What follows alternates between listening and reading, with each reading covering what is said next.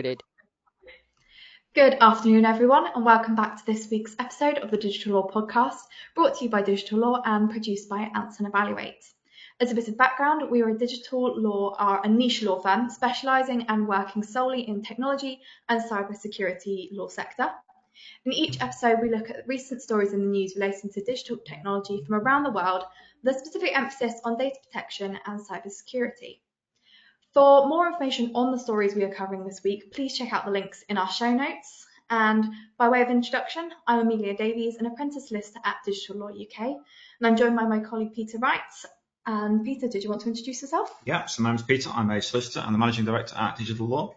And as usual, looking to bring you a bit of insight when it comes to some of the stories that are in the news, showing their relevance when it comes to law and technology. And what would you know? There's loads of them for this episode. Yeah, that's been quite a culling exercise you have to go through. Shoehorning them down to just 5 was an achievement, but here we go. We'll kick off with the 5. Back to it. So just kind of looking at what we're initially covering, we're going to be looking at Rent-A-Car. A manager has been fined after unlawfully obtaining customer data, the Tory data breach, the Dell data breach, the increase in school cyber attacks, and the NHS data leak.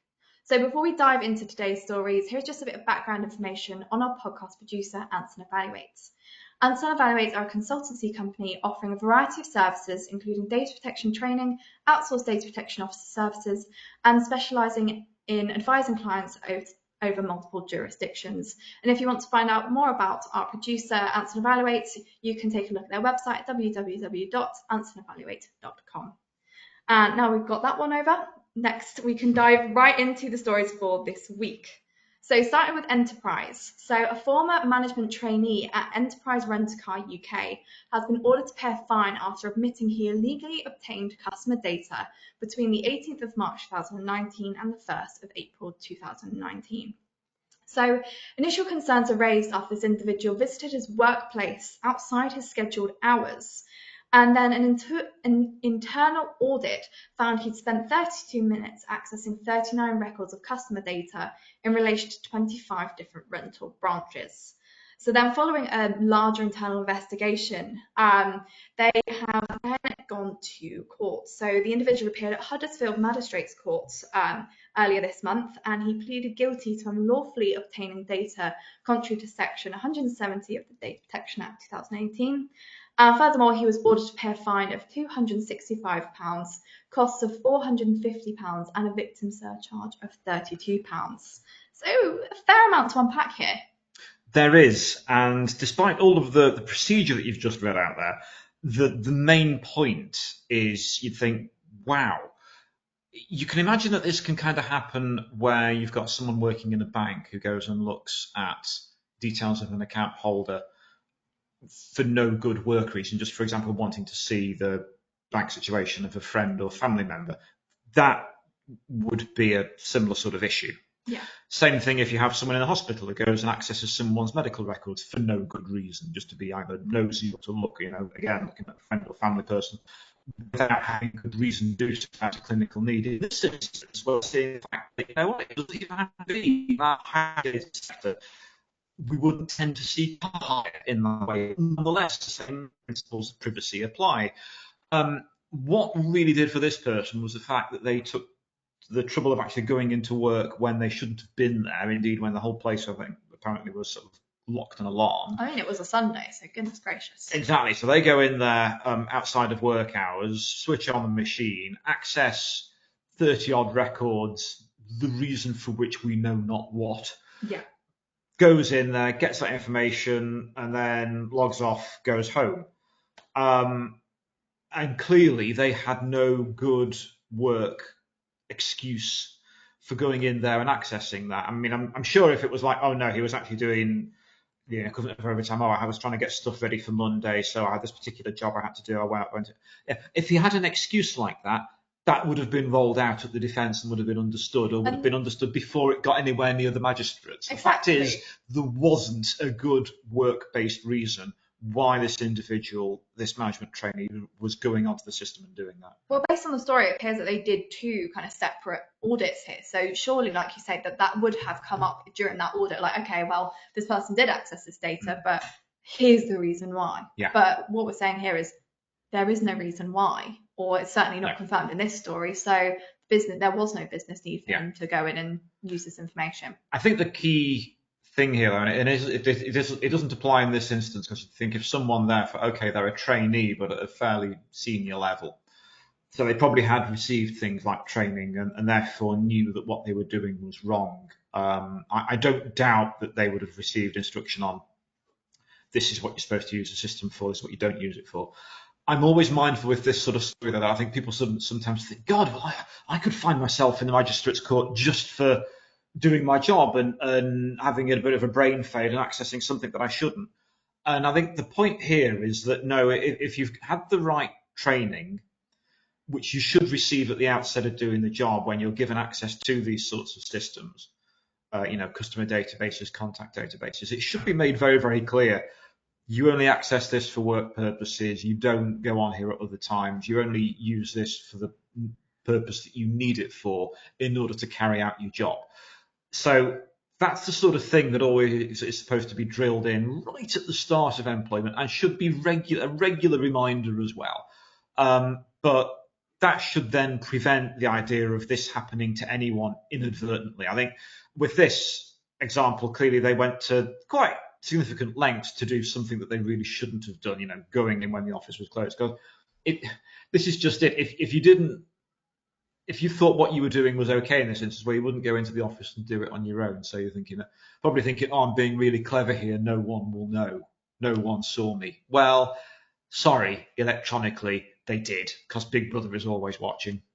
And also I think the point here is the fact that there is backlash for this. There are consequences more than just a slap on the wrist. You can actually face regulatory action. And this is what we have seen here, that the fact that the regulator has actually then obviously gone to the magistrate's court, and this has then been fined. And, And it is a conviction there, isn't it? I think that's been given. So he pleaded guilty to unlawfully containing, to accessing the data, but he was only ordered to pay the fine, to my knowledge. I don't think he's been sentenced in any other way. Yeah, but I mean, you're playing with fire, because then great. What if you do then end up with a conviction, criminal record? That has to be disclosed every time you then apply for a job. Exactly, and I believe we have covered in the past stories that do actually consider the sentences that people have received. Like you say, that can affect you and follow you around long term. So it is something to consider.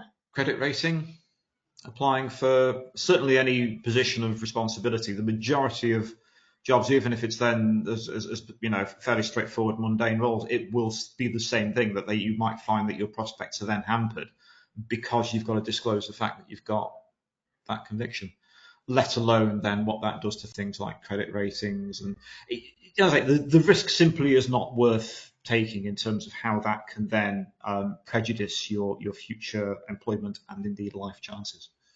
Thanks, Peter. So moving on to our next story, we are looking at the Tory data breach. So someone in CCHQ will be in trouble as an email sent around encouraging members to submit their registration for this year's Conservative Party conference shared hundreds of email addresses. Peers at CCHQ staff who sent the round robin didn't know how to BCC the recipients, instead CCing them in. So anyone who's seen the email can find everyone else in the email chain's addresses, which is a major breach of GDPR. And so a Conservative Party spokesperson has said that they're aware of the issue relating to the conference registration email and are investigating the cause. And they have also self-reported to the Information Commissioner's Office, so the ICO. But the point is, this is such a basic thing to get wrong. Such a basic thing. And in case you didn't know, BCC is blind carbon copy. Therefore, when you copied in there, you can't see every Tom, Dick and Harry who's copied into the email. Not great when this is currently the party of government. Clearly their own, within the Conservative Central Office there, it looks like they've not had the right levels of training to all of the interns and vacation students and people doing placements that will have come in. And of course, doing a straightforward mailing like that early in the year saying, the conference will be in October and can we take your registration info? So, do you want to come back? And I mean, the embarrassment on this is as well, don't forget, this isn't just people who would be activists and card-carrying members. This will include people who've probably been donors, either now or in the past as well. So it doesn't really predispose them to get out a checkbook again when they're thinking, it didn't actually, keep my personal information private. And then there's the fact that we are considering that this is special category data because Yes. it is a party membership. And, it is a political opinion. And therefore, if, for example, like you've just been talking about there, if donors don't outwardly say, well, I'm a member of the Conservative Party, this then essentially outs them to everybody and also breaches their special category data. Albeit it would have only been going out to all those who were on that list. But, what if that included journalists? Yeah, and that could then have vast effects if that was published. Particularly given that last year, rather than getting free passes, I think they actually did start charging journalists who weren't particularly over the moon about that either. But I think in terms of getting the money, and it was felt that, well, you usually get, certainly dozens, if not 100 or two, journalistic passes over that few days. So they were like, well, we'll charge for those, which, didn't go down well. But the point there is that therefore, it could potentially then be part of people who would go, I could take a good look through this, a couple of thousand email addresses that, this is really useful. It's so basic, as you say, to think that this should be BCC'd, but it's the fact that this is special category data. This is the sort of thing when it comes to, in this instance, it's political party. But you'd have the same problem if, say, it was a trade union doing one of their big conferences or a big annual dinner or something like that. The same sort of problem would arise where not only are you then potentially circulating that information far and wide, it's special category data because it relates to membership or following of a trade union. Similar thing if it was religious, if it related to the church, even if it was just like information about the church fete or something, or attending a coffee morning, where it's the sort of thing that can start to then mean that you're going into the rounds of saying, well, this is actually relating to religion and therefore it's special category data. I think another point that's really worth mentioning here is the fact that this is a data breach, and it's a data breach that has literally been caused by human error. And so I think very often in this podcast, we're covering data breaches that have happened as a result of some form of cyber attack. But this time we are really looking at simply human error. And that is why training is so important, and why making people aware of risks, doing as simple tasks as just emailing a few people, whether that be few or hundreds in this case. It is literally just knowing, okay, well, this is what I have to do, and having the procedures and training in place to understand, one, where the risks are, how to manage the risks, and what to do, again, should the worst happen, because clearly, if this person had realised, it might have been dealt with a little bit quicker.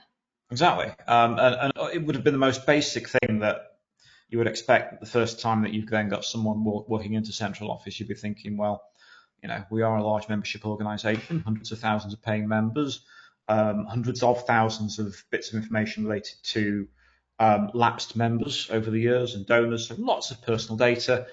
Wouldn't the first thing you do on the first day, we've got a new cohort here of 6 starting, let's just make sure they know the basics of what they need to do, BCC on emails.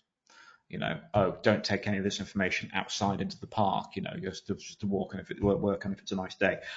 Make sure you're not, emailing this information out using personal email addresses. You're only using work-related equipment. All these sorts of basics should be, you can't take it for granted. You do have to tell people, particularly if they are more junior. Exactly. This might be their first time in a professional working environment, so you've got to make sure that they do get it.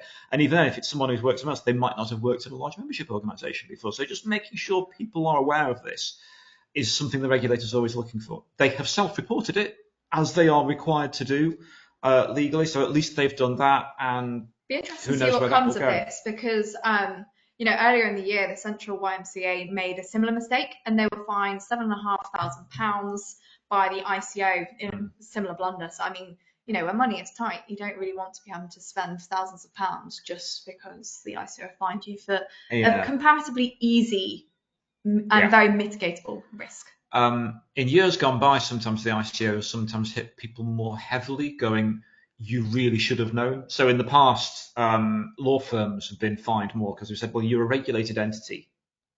You should be used to knowing what the law says when it comes to compliance. Therefore, we are going to fine you more than that more than we would have done just a normal entity. So when you look at that I just wonder if they might be tempted to turn around here and say, hang on, you are a political party. Your business is collecting and handling the personal data of people who are interested in supporting said political party, and you really should have known how to do this. That should such a rookie mistake should not have been possible. No, I agree, and I certainly think we'll be revisiting the story in the coming weeks when we do hear more from the ICO, and I'm certain that they will comment on this. I think you'd quite publicly. I think if there wasn't enforcement, then you get into the area of one rule for them and another rule for everyone else. Exactly.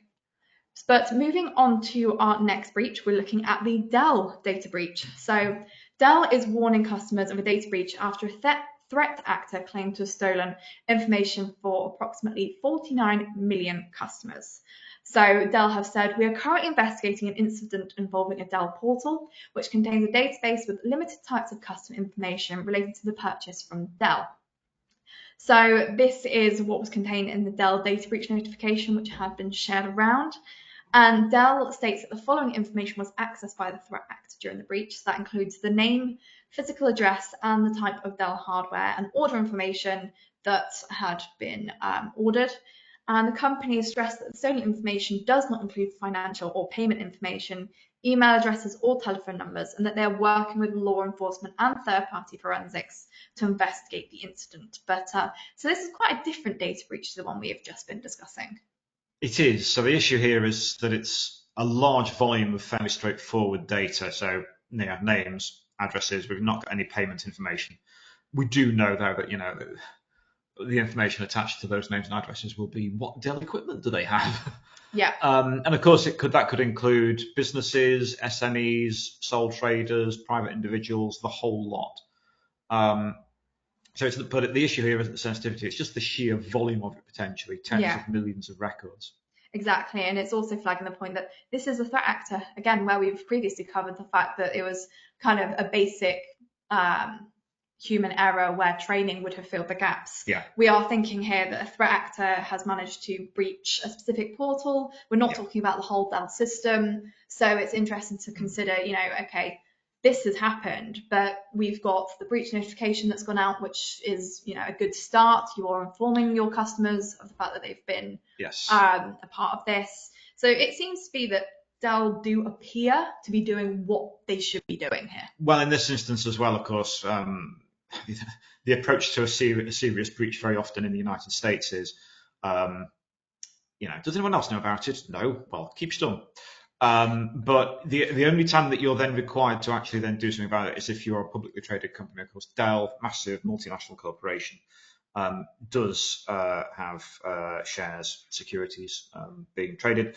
Therefore, they are required by the US Federal Trade Commission to end up disclosing this sort of information because, of course, such a disclosure does have an impact on share price. Exactly. Be interesting to see when we hear more information about this and see whether there are any kind of lasting damage that could happen here in terms of that portal that has been accessed by the threat actor.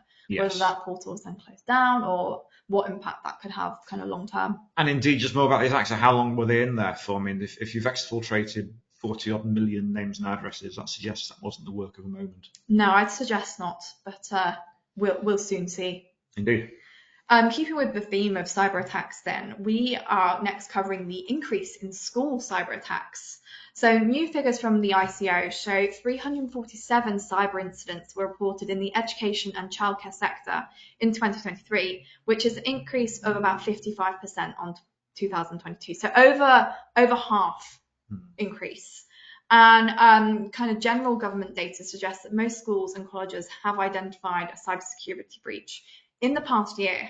So the types of cyber attack which increased most across the sectors in 2022 to 2023 were ransomware incidents, and that was an 170% increase. So a very vast increase in that. And specifically during a ransomware attack, hackers block access to the school's computers, records, including sensitive personal data, and then they demand money while threatening to publish them online. And often these attacks are committed by organised criminal gangs, very often based in foreign countries.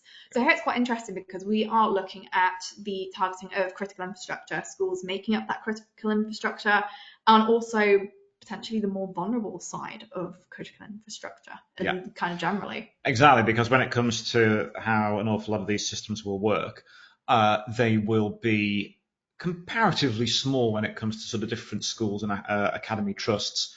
You're looking, one trust might be 5, 10. I think you were saying you went to one that had 20 odd schools in one trust, which is, I'd say, more like the exception than the norm. Most of the time you're looking at trusts with, a few different schools in one trust, but they're not the biggest organisations in the world. So it's not as though they're going to be paying out massive subscriptions for big enterprise commercial level threat, advanced persistent threat detection. It's not as though they're going to have, a subscription to Darktrace or something to be monitoring these sorts of things. They're not going to have really big security measures in place. The schools cannot function without access to this information. And I was speaking to many parents that, very often now, particularly post-pandemic, most of the pupils will have, for example, apps on their phones that they use to receive homework and assignments from the school. And they might even get things like house points and things through the phones. There's an awful lot of IT involved in that administration. Similar to that as well. I know that even before I left school, a lot of the canteen stuff that was dealt with all technologically. You essentially loaded credit onto this machine to be able to buy food in the cafeteria.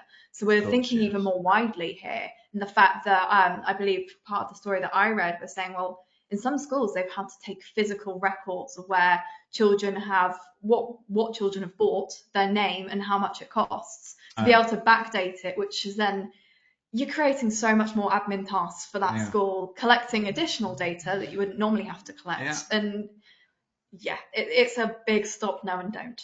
And then, of course, by definition, I mean, what if you've got records of, it's going to be a school, you're going to have records of people's health issues, their absences from school, religion, dietary information, health. We're talking about, again, we're back to the world of special category data, let alone the fact it's going to be relating to potentially those below the age of 13. Well, especially if we're considering schools generally, you could have children with special educational needs, children's passport scans. I know for a fact that my school, whenever you go on a school trip, they'd have scans of your passport on file. And then as well, we focus a lot on about the effect on children, but don't forget that as part of this trust, you've got also the employees. So you've got staff contracts, staff identification, and whether staff have specific needs. The contractors, the cleaners, security people, bus drivers, sports coaches, all this sort of thing. There's the whole gamut in terms of the sometimes the quite long supply tail that keeps the school going as well. So huge amounts of information. And the fact is the point I was making about, these are smaller organisations than some, means that they are easy pickings. Yeah. These organised criminal gangs overseas have worked out that you can target a school. It won't be particularly highly defended. It's not going to put up the fight. And more than likely, they've worked out that, they'll probably pay the ransom to get the data back rather than try and fight it or resist. And just to be clear, you should not be paying the ransom because, realistically speaking, yes, you pay it once. What's stopping them from coming back and asking for more money? So you're not really going to be getting out of anything there. Yeah, it's official guidance is always from the National Cybersecurity Centre and the Information Commissioner's Office is, don't feed the troll under the bridge. Don't throw them red meat. It only makes them come back and do it again. Yeah. Despite that, the attitude of many organisations is, oh, we need to get the data back, therefore we will pay. And then, of course, you've just then told an organised criminal gang, we will pay up. So guess what? That's right. This time, the same thing happens again. So that will be another reason why we have this skyrocketing rate of these sorts of attacks on schools. Exactly. And I think it's not just schools in terms of critical infrastructure that are being targeted. So our next story looks at the NHS data leak. And a ransomware group has essentially dumped an estimated 3 terabytes of data stolen from the NHS, Dumfries and Galloway on the dark web. And it's believed to include clinical information on thousands of patients, including children, and financial data on staff. So the NCSC is one of several organisations now responding to the attack, and this was by a group called INC Ransom. And I think another key sticking point here is the fact that some of the data came from child and adolescent mental health services, CAMHS, and so there's going to be a lot of people that are affected by this. Yeah. So this is NHS Scotland. So the NHS is broken into England, Scotland, Wales for purposes of devolution. And it's Dumfries and Galloway where this has happened. 3 terabytes of data, for the avoidance of doubt, is a lot, a huge amount. And it will therefore be, as I said, we're talking about full-on clinical information. It is such a large volume of data. Your first thought is, well, who's actually going to sit there and go through it? But of course, no individual will. People will end up using algorithms to go through it and, for example, find all the information that, as you say, could target people who are vulnerable, people with mental health issues, etc., who might be susceptible then to being targeted online, blackmailed, who knows. It's also the fact that you could have an algorithm to go through and, from all this 3 terabytes, find the pictures, find any video from consultancies that might have taken place, photographs of conditions that people have been in, symptoms that they've had. So it could be data kind of ranging from anything from fairly simple and basic personal data to name and address to, something fairly crucial like mental health state on videos and pictures. And I think it was the point here that you made earlier, Peter, the fact that obviously when we're considering a school trust, you've got significantly less resources in terms of defence. But here with the NHS, potentially, is there more room for defensible actions? You would think that that all their systems will be being regularly updated and patched, and that there would be far stronger security measures in place, because even the average NHS trust, you're looking at hundreds, maybe thousands of members of staff, tens of thousands, hundreds of thousands of patient records. These are by definition big networks, and you would think they would warrant a very significant level of both endpoint device security as well as broader network security. So subscriptions and support from some of those more well-known big providers of cybersecurity measures, in addition to, of course, plenty of training for staff and provision of sufficiently secure equipment, is what you would expect. Yet even in this instance, that doesn't seem to have been sufficient to defend the trust, and then that leads to the problems that we've hinted at in terms of the sheer sensitivity of data when it comes to that. Let's face it, no one goes to hospital for something that you're happy to have broadcast far and wide. No, exactly. And I think we will continue to see issues from this story being brought up even in the weeks, possible months to come, because as well, we don't actually know from this story how long they're in the system. I mean, 3 terabytes. Well, we mentioned in the last story work for a moment, well, this isn't even going to be a work of a couple of days. This is going to be months. Yeah. Of worth of being in that system to be able to collect and export this sort of data to the dark web. So I'd be interested to see the long-term effects that this has, and also where we have covered quite a few stories in the past about the NHS being targeted, whether the NHS metaphorically pull their socks up in terms of protecting this data, because like you've mentioned, Peter, this is by nature data that people do not want to really advertise. And when we're then considering in this particular story the fact that CAMHS and children and mental health are also being discussed, it does not really bode well for the NHS in the future there. No. Hopefully they will learn from this. Hopefully those lessons will then be passed through all the regions where the NHS is operating, because we know that the NHS is under pressure at the moment. It's dealing with record numbers of backlogs.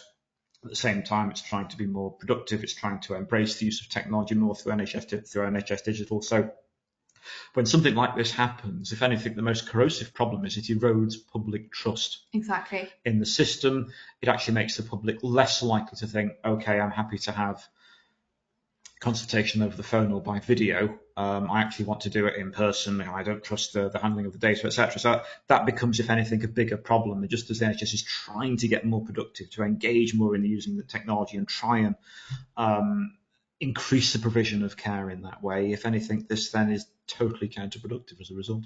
Exactly, and like I said, I'm sure we will cover this in more detail as the story continues to unfold. Indeed.